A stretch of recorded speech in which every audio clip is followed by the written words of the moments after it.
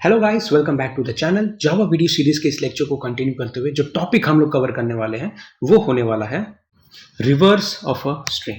तो इससे पहले कि हम लोग रिवर्स ऑफ अ स्ट्रिंग को समझे, ये समझ लेते हैं कि स्ट्रिंग के अंदर हम लोग क्या क्या स्टोर कर सकते हैं। तो स्ट्रिंग के अंदर आप डबल कोट्स के अंदर कुछ भी आप स्टोर कर सकते हो, चाहे आपका वो लेटर्स हो, चाहे आपके पास स्पेशल कैरेक्टर्स हो या फिर नंबर्स हो। एग्जाम्पल के लिए अगर मैं लिख रहा हूँ कोर, एक लेटर्स ऑफ अ स्ट्रिंग बोल सकते हैं, कैरेक्टर्स या special symbols of a string and numbers as a string बोल सकते हैं, या फिर कॉम्बिनेशन में भी कुछ हो सकता है आपका। Example core @123।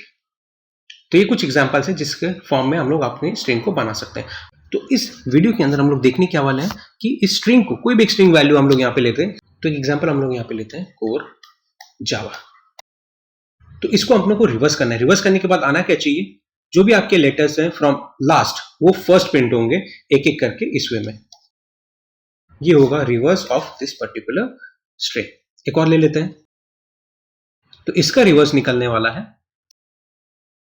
तो होप्स आपको समझ में आएगा रिवर्स में हम लोग करने के वाले। तो अब इसको समझने के लिए एक चीज आपको समझना जरूरी है कि जो भी स्ट्रिंग्स आपके होते हैं वो बने होते हैं आपके इंडेक्स नंबर्स से। अब इंडेक्स नंबर्स क्या होते हैं? इंडेक्स नंबर्स हर एक लेटर्स का अपना एक यूनिक वैल्यू होगा। फॉर एग्जाम्पल, अगर मेरे पास स्ट्रिंग है जावा, ओके, तो जो फर्स्ट लेटर होगा वो हमेशा इंडेक्स नंबर 0 से स्टार्ट होगा एंड आगे के जो होंगे वो 1 1 इंक्रीमेंट होते जाएंगे।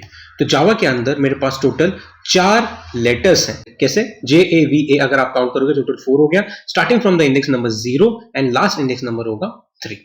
तो यहां पे मुझे एक कंक्लूजन ये आया कि जो भी मेरा स्ट्रिंग है उसका जो टोटल लेंथ है वो अगर मैं 1 माइनस करूं तो मुझे लास्ट इंडेक्स नंबर आ जाएगा। ओके, एग्जाम्पल अगेन एक और ले लेते हैं। मैं ले लेता हूं टूल्स। इसमें टोटल लेंथ है मेरे पास 5। कैसे? 1 2 3 4 एंड 5। और इसका इंडेक्स नंबर कैसे स्टार्ट हो रहा है अपने को ये पता है, 0 से। तो 0 1 2 3 एंड 4। तो 5 माइनस 1 अगर मैं करता हूं तो मुझे 4 आता है, which is the last index number of that string. तो यही कॉन्सेप्ट को यूज करके हम लोग अपने स्ट्रिंग को रिवर्स करेंगे क्या? कोई भी एक लूप हम लोग यहां पे यूज कर लेंगे। आपके पास अलग अलग ऑप्शंस हैं, for, while and do while. ये 3 ऑप्शंस अपने पास अवेलेबल है जावा के अंदर एज अ लूप। इनमें से कोई भी आप यूज करो। मैं यहां पे जो यूज करने वाला हूं वो होगा फॉर लूप। तो चलो जल्दी से एक काम करते हैं, मैं क्लास क्रिएट कर लेता हूं, उसके अंदर मेन फंक्शन एंड एक स्कैनर का ऑब्जेक्ट।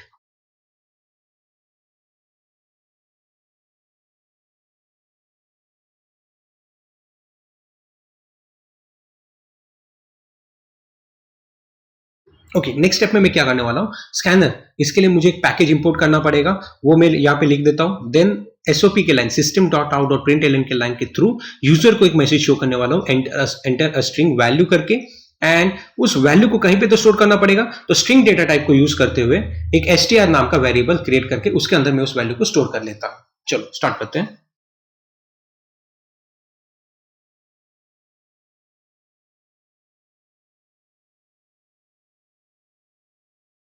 तो str के अंदर मेरी जो भी वैल्यू है वो स्टोर हो जाएगी। अब सिंपली अपने को करना क्या है, एक फॉर लूप लगा देना है। फॉर लूप कुछ इस वे में इंप्लीमेंट होगा कि वो स्टार्ट होगा उस स्ट्रिंग के लास्ट इंडेक्स से। जो भी उस स्ट्रिंग का लास्ट इंडेक्स होगा वहां से स्टार्ट करना है। एंड कब तक करना है? जब तक वो आपके इंडेक्स की value is always greater than equals to 0। And i minus minus हम लोग यहाँ पे करेंगे, क्यों? क्योंकि सपोज आपका इंडेक्स नंबर 10 है, तो हम लोग 10 से स्टार्ट करेंगे, देन 9 पे आएंगे, 8 पे आएंगे, 7 6 एंड इस वे में 0 तक पहुंचेंगे। आप लोग ये सोच रहे होंगे कि हम लोग ये लास्ट से क्यों स्टार्ट कर रहे हैं, फर्स्ट से क्यों नहीं? तो अगर सपोज के लिए मेरे पास स्ट्रिंग है ये, इसको मुझे क्या करना है, रिवर्स में करना है। तो ये आ जाएगा इसका EROC। क्या हो रहा है, जो आपका लास्ट इंडेक्स है वो फर्स्ट प्रिंट हो रहा है, सेकंड लास्ट है वो सेकंड पे प्रिंट हो रहा है, थर्ड लास्ट है वो थर्ड पे प्रिंट हो रहा है, एंड जो फर्स्ट है वो हमेशा आपका लास्ट पे जाने वाला है। तो यही कॉन्सेप्ट आपको यहाँ पे इंप्लीमेंट करना है।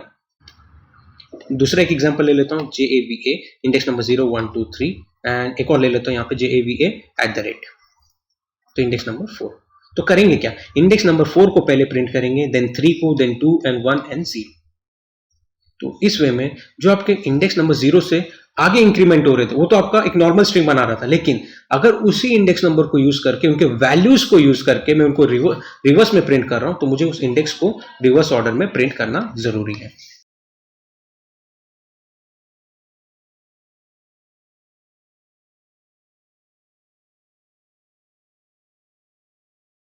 अगेन आप यहाँ सोच रहे होंगे कि I equals to question mark क्यों डाला, एंड एसओपी के लाइन में system dot out dot println के लाइन में मैंने क्वेश्चन मार्क क्यों डाला। तो चलो इसको समझते हैं एक बार। ओके, देखते हैं। देखो मेरे पास एक स्ट्रिंग ले लेता हूँ, अगेन कुछ एक वैल्यू ले लेते हैं इसमें, ये इंडेक्स नंबर हो गया। देखो क्वेश्चन मार्क में अपने को ये कंफर्म नहीं है, हमेशा जो स्ट्रिंग हम लोग डालेंगे वो यूजर क्या होगा, वो कितने लेंथ का होगा, ये अपने को कंफर्म नहीं है। तो हम लोग इसको कोई वैल्यू से स्टार्ट नहीं कर सकते कि हमेशा इसको 10 से स्टार्ट करो। क्यों? क्योंकि अगर यूजर ने डाला टूल्स, उसका लास्ट इंडेक्स नंबर क्या हुआ 4, उसमें 10 इंडेक्स नंबर तो है नहीं, तो आपको एक एरर वहां पे शो कर सकता है। एरर क्या होगा वो बाद में देखेंगे, लेकिन यहां पे एक चीज तो कंफर्म है, क्वेश्चन मार्क की जगह अपने को कुछ ऐसा वैल्यू, ऐसे चीज वहां पे डालनी होगी जो ये कंपाइलर को बता सके कि यही उसका लास्ट इंडेक्स नंबर है, यही उस स्ट्रिंग का लास्ट इंडेक्स नंबर होने वाला है। तो वो कैसे करेंगे? इस स्ट्रिंग को, टूल्स को अच्छे से देखो, इसमें टोटल नंबर्स ऑफ कैरेक्टर्स अपने पास है 5। अगर हम उसमें 1 माइनस करूं तो मुझे आ रहा है 4, which is nothing but the last index number of that string. चलो कुछ एक दूसरे एग्जांपल लेके समझते हैं। मैं यहां पे ले रहा हूं सिस्टम। ओके, अगर मैं इसको काउंट करूं तो 3 + 3 6 लेटर्स से मेरा सिस्टम बना हुआ है। तो 6 - 1 करूंगा तो क्या आ रहा है 5, which is nothing again but the last index number of that string. तो मुझे एक चीज तो कंफर्म हुआ, अगर मुझे कैसे भी करके उस स्ट्रिंग का मुझे अगर लेंथ पता चल जाए, एंड उस लेंथ में से मैं 1 माइनस करूं, तो मुझे हमेशा क्या आएगा, last index number. Hope so आपको एक कॉन्सेप्ट समझ में आया होगा। तो अपने को जस्ट यहां पे कंपाइलर को बताना है कि आई की वैल्यू वो होगी जो भी उस स्ट्रिंग का लेंथ -1 होने वाला है। अब उसके लिए अपने पास एक फंक्शन है, वो है लेंथ फंक्शन। तो अगर मैं लेंथ फंक्शन -1 करता हूं तो मुझे लास्ट इंडेक्स नंबर हमेशा मिलता रहेगा। तो चलो हम लोग यहीं पे उसको इंडिकेट कर देते हैं। मेरा जो स्ट्रिंग है वो स्टोर हुआ है str के अंदर, तो मैं यहां पे सिंपल लिखूंगा str.length -1। तो i की वैल्यू हमेशा जो भी स्ट्रिंग का लेंथ है -1 वो होने वाला है। तो सपोज स्ट्रिंग का लेंथ है 10, अपने को ये कंफर्म है कि लास्ट इंडेक्स नंबर 9 होगा, तो 10 - 1 9 हमेशा अपने को आएगा। एंड आपका जो स्ट्रिंग लूप है वो i की वैल्यू है वो ग्रेटर देन इक्वल टू 0 ही रहेगी। i माइनस माइनस आपका इंक्रीमेंट करता डिक्रीमेंट करता जाएगा। अब जस्ट ये बताना है कि यहाँ पे प्रिंट करें क्या। तो सपोज के लिए अगेन साइज नाम का एक और स्ट्रिंग ले लेते हैं, इंडेक्स नंबर 0 से 3 अपने को क्लियर हो गया रहेगा। 4 - 1 अगेन आपको इसका लेंथ -1 3 आ जाता है, जाने दो। अब अपने को समझना क्या है कि मुझे प्रिंट में ऐसा क्या डालूं कि मुझे उन इंडेक्स की वैल्यू आ जाए। देखो इस स्ट्रिंग को अच्छे से समझो, SIZE। अगर इनको मैं अलग अलग कंसिडर करूं तो S एक कैरेक्टर है, I एक कैरेक्टर है, Z एक कैरेक्टर है, E एक इंडिविजुअल कैरेक्टर। तो क्या मैं इंडिविजुअल कैरेक्टर्स को प्रिंट कर सकता हूं उस str स्ट्रिंग के अंदर? हाँ, उसके लिए अपने पास अगेन एक फंक्शन है जिसका नाम है char@।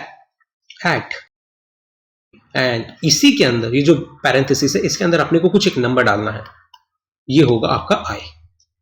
क्यों i? क्योंकि i के अंदर ही आपके इंडेक्स नंबर स्टोर है। सपोज के लिए अब ये साइज में ही ले लो, अगर मैं लिखता हूं यहां पे char@2 तो मुझे प्रिंट में आ जाएगा z। अगर मैं लिखता हूं char@1 तो मुझे प्रिंट में आएगा i। तो char@ एक ऐसा फंक्शन है जो आपको कैरेक्टर्स की वैल्यू उस पर्टिकुलर इंडेक्स नंबर पे प्रिंट करके दे देगा। तो यही हम लोग system.out.println में लगाने वाले हैं। तो चलो ट्राई करते हैं। ओके, तो मैंने लिखा है str.char@i। i किस लिए? क्योंकि मुझे ये पता है कि मेरा जो इंडेक्स नंबर है वो हमेशा कांस्टेंट नहीं होगा, यहाँ पे मैं कोई नंबर नहीं डाल सकता बाय डिफॉल्ट। तो मैं i को लिख रहा हूं क्योंकि i के अंदर मेरा इंडेक्स नंबर स्टोर है, i की वैल्यू हमेशा डिक्रीमेंट होती जाएगी। तो स्टार्टिंग में आपका जो भी i का वैल्यू होगा उसके अकॉर्डिंग कैरेक्टर्स प्रिंट होते जाएंगे। अगेन प्रिंट ln नहीं यूज कर सकते। ln किस लिए? ln आपको नेक्स्ट लाइन पे लेके जाता है, तो यहाँ पे मैं सिंपल डाल रहा हूं प्रिंट। अगर एक ही लाइन के अंदर आपको आउटपुट चाहिए तो प्रिंट यूज करेंगे, अलग अलग लाइन पे चाहिए तो प्रिंट ln यूज करेंगे। फिलहाल के लिए अपना प्रोग्राम रेडी है, इसे रन करके देखते हैं, सेव करते हैं इसे।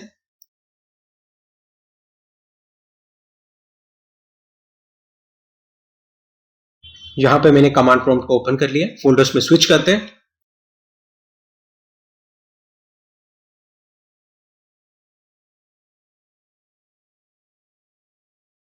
अब मैं अपने रिस्पेक्टिव फोल्डर में आ चुका हूं। Again compile and run. Compile करने के लिए जावा सी, रन करने के लिए नॉर्मल जावा। ओके, यहाँ पे एक एरर आया, न्यू लिखना था, वहां पे अपने को NW लिख दिया। चेंज करते हैं।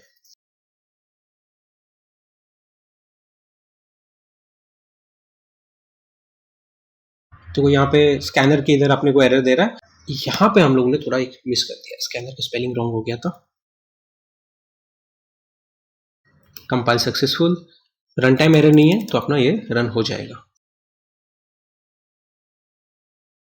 ओके, मेन मेथड में कुछ तो प्रॉब्लम आ रहा है, कुछ स्पेलिंग रॉन्ग हो गया मेन का यहाँ पे। यहीं से हम लोग एक और कॉन्सेप्ट पे आते हैं, एक एरर होंगे आपके कंपाइल टाइम, एक होंगे रन टाइम। कंपाइल करने के बाद कोई एरर नहीं था, लेकिन रन टाइम में मुझे रहा है कि मेन मेथड में कुछ तो प्रॉब्लम है, उसका स्पेलिंग रॉन्ग है, जो भी कुछ है वो आपको वहां पे बता देगा। एंड एंटर स्ट्रिंग पूछ रहा है तो मैं यहाँ पे वही लिखता हूँ, कोर @123। रिवर्स क्या होगा इसका, 3 to 1 @EROC। एंड अपने को यहाँ पे आ रहा है। कुछ एक और एग्जांपल लेके देखते हैं। कमिट क्लासेस, तो इसका जो भी रिवर्स है वो आपको पता है। तो ये था आपका एक नॉर्मल प्रोग्राम जिसके थ्रू आप एक स्ट्रिंग को रिवर्स कर सकते हो। तो ये था मेथड नंबर 1 जहां पे हम लोगों ने लूप्स का यूज किया। और भी अपने पास अलग ऑप्शंस है, हम लोग एक और ऑप्शन को यूज कर सकते हैं जिसे हम लोग बोलते हैं स्ट्रिंग बिल्डर क्लासेस। तो हम लोग स्ट्रिंग बिल्डर क्लासेस को भी यूज कर सकते हैं, या क्लास को भी यूज कर सकते हैं एक स्ट्रिंग को रिवर्स करने के लिए। यहाँ पे इजी हो जाएगा। देखो इसको हम लोग किसी नेक्स्ट वीडियो में समझेंगे, स्ट्रिंग बिल्डर को कैसे यूज करते हैं, यहाँ पे नहीं। स्ट्रिंग बिल्डर में जस्ट एक मेथड है जिसका नाम है रिवर्स, उसे ही इंप्लीमेंट करते हैं, उसे ही हम लोग यूज करेंगे एक स्ट्रिंग को रिवर्स करने के लिए। यहाँ पे कोई भी तरीके का आपको लूप यूज में नहीं आएगा। होप सो आपको ये समझा होगा कि अगर आपको लूप यूज करना है तो किस वे में एक स्ट्रिंग को रिवर्स कर सकते हैं। तो इस वीडियो के अंदर सिर्फ इतना ही। होप सो आपको ये वीडियो पसंद आया होगा। मिलते हैं आपको नेक्स्ट वीडियो के साथ।